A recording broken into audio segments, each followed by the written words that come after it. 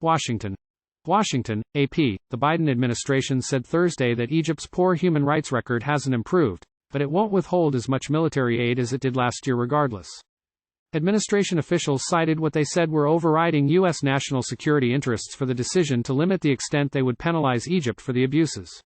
The officials cited, regional stability and international support for Ukraine's battle against invading Russian forces is among the U.S. national security interests served by Egyptian President Abdel Fattah el-Sisi, despite Sisi's retreat on some human rights benchmarks.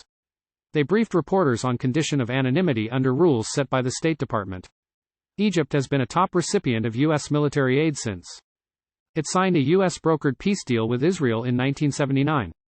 Congress in recent years has attached restrictions meant to pressure Egyptian leaders to curb human rights abuses to a comparatively small portion of the more than $1 billion in annual military aid to the country.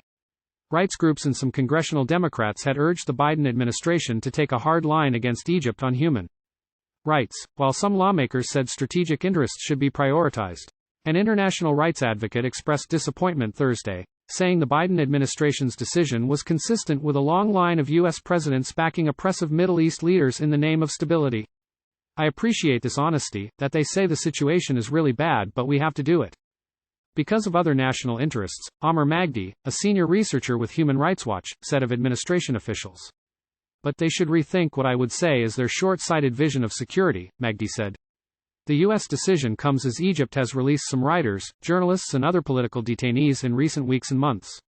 But even as the U.S. decision on military aid neared, Egypt detained many other journalists and activists or their family members, including veteran newspaper publisher Hisham Qasim.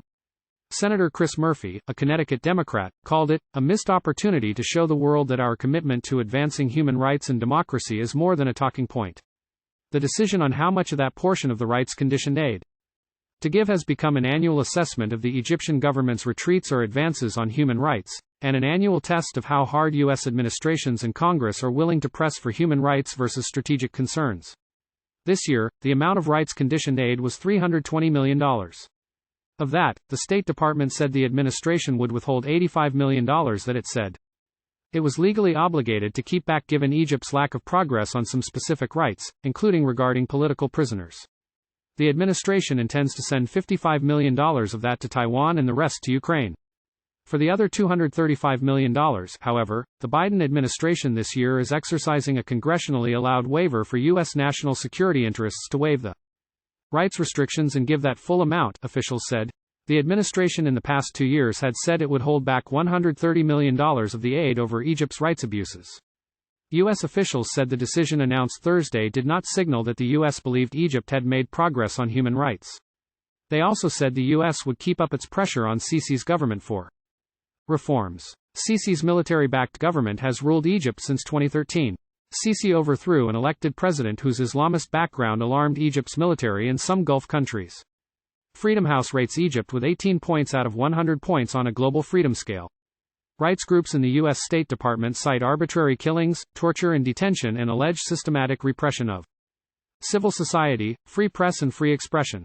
Rights groups estimate the number of political prisoners in Egypt in the tens of thousands.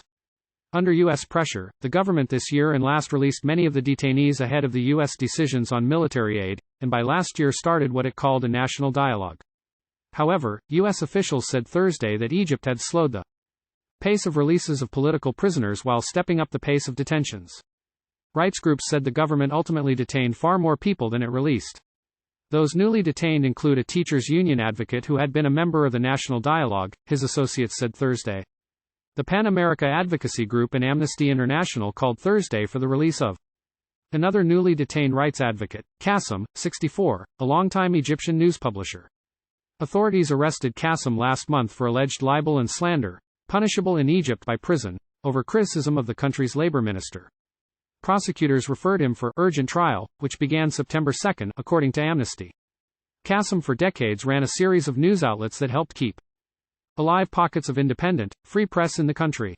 Like Jamal Khashoggi in Saudi Arabia, who was killed by Saudi officials in 2018, generations of foreign journalists came to Qasim for his insights on his country's political situation. International publications have quoted him on everything from the quality of Egypt's beer to decades of past cases of detentions of writers and others. It's not safe to think in this part of the world, Qasem told one news organization, Newsweek, in 2001.